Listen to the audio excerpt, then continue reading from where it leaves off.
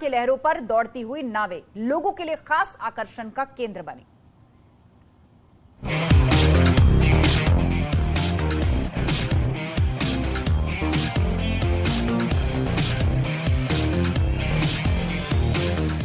गंगा की लहरों में पहली बार बोट रेस का नजारा काशीवासियों और वहां आए देश विदेश से पर्यटकों के लिए काफी रोमांच भरा था।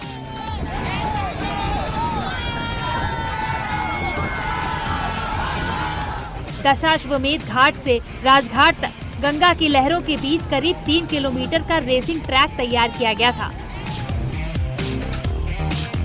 जिसमें 12 नाविकों की टीम ने बढ़ चढ़ कर हिस्सा लिया और शानदार प्रदर्शन करते नजर आए। गंगा की लहरों में दौड़ती नावें केरल की विश्व प्रसिद्ध वल्लमकल्ली बोट रेस से कम नहीं दिख रही थी। सभी नाविक नंबर 1 की रेस में अपने बोट को तेजी से भगाते नजर आ रहे थे और किनारों पर बोट रेस को देखकर लोग इसके रोमांच का भरपूर मजा ले रहे थे। पहली दफा आया हूँ यहाँ पर और इस घाट पर, जो बनारस के घाट पर जो भी मैं आज देख रहा हूँ इधर का अद्भुत नज़ारा, मुझे बहुत ही खुशी मिल रही है, बहुत ही अच्छा लग रहा है।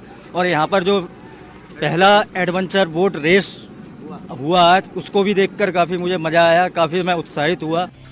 4 दिनों तक चलने वाली इस प्रतियोगिता की फाइनल रेस 20 जनवरी को होगी, जिसमें सबसे ज्यादा पॉइंट लाने वाली टीम को 1 लाख रुपए का इनाम दिया जाएगा। 4 दिन तक ये रेसेस चलेंगी और इनका जो फिनिशिंग, जैसे यहाँ से ये शुरू करेंगी, 3 किलोमीटर की रेस है जो राजघाट पर खत्म होगी। तो जो नाव जितने समय में पहुंचेगी उसके आधार पर इनको अंक दिए जाएंगे।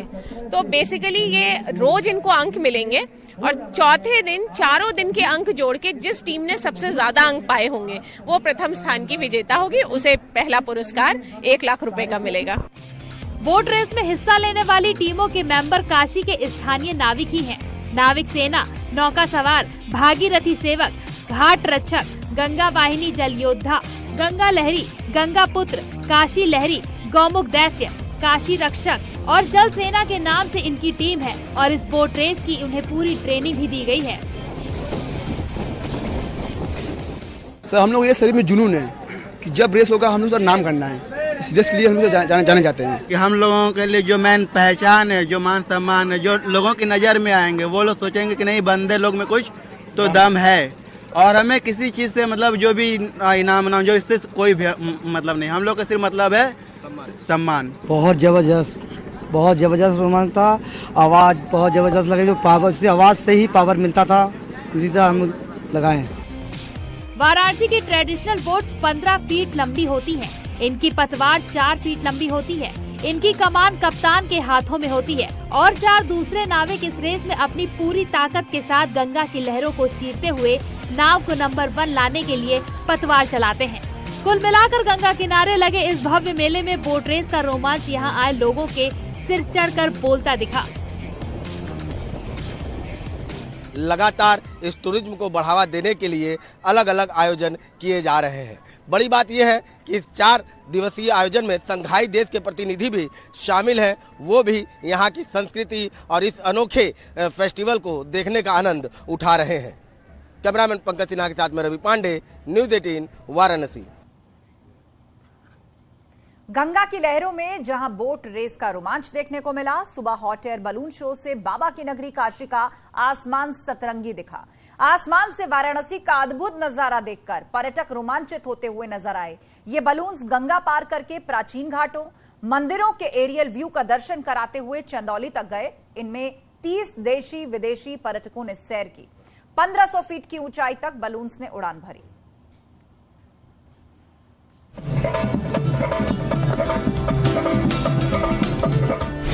गंगा की लहरों पर बोट रेस।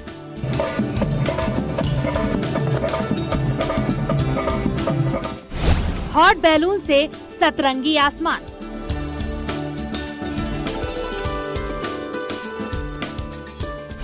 दिव्य काशी में भव्य मेला।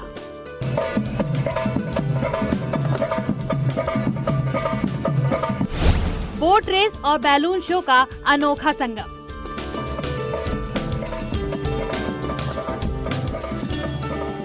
ये बाबा की नगरी काशी है, अद्भुत और अलौकिक। एक और माँ गंगा कलकल बह रही हैं, तो दूसरी ओर बाबा विश्वनाथ विराजमान हैं और उसी काशी में आज भव्य मेला लगा है।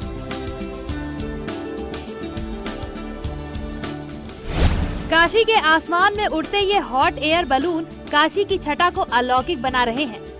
पर्यटन विभाग दूसरी बार इस हॉट एयर बलून फेस्टिवल का आयोजन कर रहा है। ये बैलून शो 4 दिनों तक चलेगा। इस शो की पहली उड़ान वाराणसी में सुबह सेंट्रल बयाज स्कूल के मैदान में 6:40 पर भरी गई, जिसके बाद काशी का आसमान सतरंगी हो गया। यात्रा करके मजा आ गया और शायद हम यहाँ पर और इस तरह की यात्रा न करते तो इस तरह के अनुभव को हम कल्पना भी नहीं कर सकते थे। बहुत ही आनंददायी पल है। इन सब वजहों से कई कार्यक्रमों से बहुत तेजी से पर्यटन को बढ़ावा मिला है और निश्चित रूप से आगे भी इसका बहुत ही लाभ होने वाला है। वाराणसी में दूसरी बार हॉट एयर बलून फेस्टिवल मनाया जा रहा है। इसकी जिम्मेदारी इंग्लैंड के पायलटों को दी गई है। 4 दिवसीय इस बैलून फेस्टिवल में 10 एयर बैलून उड़ाए जाएंगे। Oh, it's an amazing place to fly. It's like this morning we took off from the school in the centre of Varanasi, and then we flew east towards the sun and over the Ganges, and that's just such an amazing sight to fly over the Ganges. Balloon से काशी का अद्भुत नजारा दिख रहा है। नीचे गंगा बह रही है और हल्की धुंध के बीच आसमान में रंग बिरंगे हॉट एयर बैलून। ये तस्वीरें मन मोहने वाली हैं। वाराणसी से Ravi Pandey, news 18।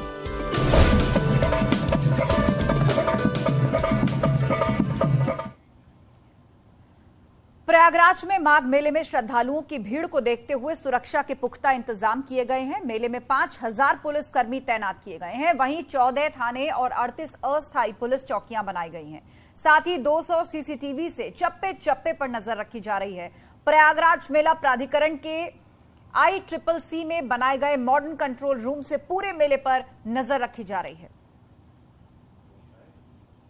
Control room से की जा रही है। यहाँ पर ICCC का जो यहाँ पर सेंटर है, यहाँ पर ये कंट्रोल रूम बनाया गया। आप साफ तौर पर देख सकते हैं ये तमाम यहाँ पर सीसीटीवी कैमरे हैं, जहाँ पर यहाँ पुलिस के विभाग के जो प्रशिक्षित लोग हैं वो लगातार इन सीसीटीवी कैमरों के जरिए निगरानी कर रहे हैं और हर एक मोमेंट पर नजर रखी जा रही है। जितने भी एंट्री पॉइंट है, एग्जिट पॉइंट है, सब पर नजर रखी जा रही है और यहाँ से वॉच किया जा रहा है कि ट्रैफिक का डाइवर्जन कैसे है और क्या क्या यहाँ से तैयारियां की जा रही हैं और किस तरह से सिक्योरिटी को लेकर अरेंजमेंट्स किए गए हैं। हम बातचीत करेंगे माघ मेला SSP डॉक्टर राजीव नारायण मिश्र जी से। सर, ये बताएं कि किस तरह की तैयारी की गई सिक्योरिटी को लेकर और ये कंट्रोल रूम कैसे काम करता है, इसकी फंक्शनिंग कैसे है? जी, पौष पूर्णिमा और मकर संक्रांति के पर्व सकुशल संपन्न हुए हैं। आसन्न पर्वों को दृष्टिगत रखते हुए जो हमारी सुरक्षा व्यवस्था है उसको सक्रिय रखा गया है। ICCC के माध्यम से लगभग 200 कैमरों के नज़र में पूरा माघ मेला क्षेत्र है और पूरा माघ मेला क्षेत्र इन सीसीटीवी कैमरों से आच्छादित है। ड्रोन कैमरों से भी हम फीड ले रहे हैं। ये जो ICCC के जो हमारे क्लोज सर्किट कैमरे हैं ये 24/7 ऑपरेटिव्स हैं। जो यहाँ पर स्टाफ आप देख रहे हैं सारे प्रशिक्षित और ट्रेंड स्टाफ है। ये 24 घंटे शिफ्ट्स में ड्यूटी करके सारे कैमरों पर नजर रखते हैं।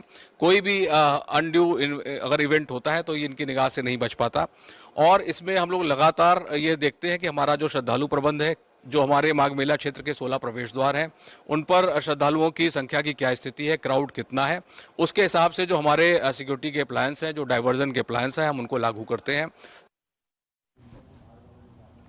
प्रयागराज में VHP के शिविर में 25 जनवरी को संत सम्मेलन आयोजित किया जाएगा, जिसमें माघ मेले में आए साधु संत शामिल होंगे और सनातन धर्मों से जुड़े हुए मुद्दों पर चर्चा होगी। साधु संत दिल्ली में श्रद्धा मर्डर केस समेत दूसरे लव जिहाद मामलों को लेकर भी गंभीर चिंतन करेंगे। साथ ही लिव इन रिलेशन का जो कानून बना है उसे भी खत्म करने के लिए संत सम्मेलन में संत प्रस्ताव पास कर सकते हैं। हम लोग प्रतिवर्ष माघ मेले में संत सम्मेलन और एक संतों की बैठक ऐसे 2 कार्यक्रम करते हैं। 25 तारीख को 2:30 बजे से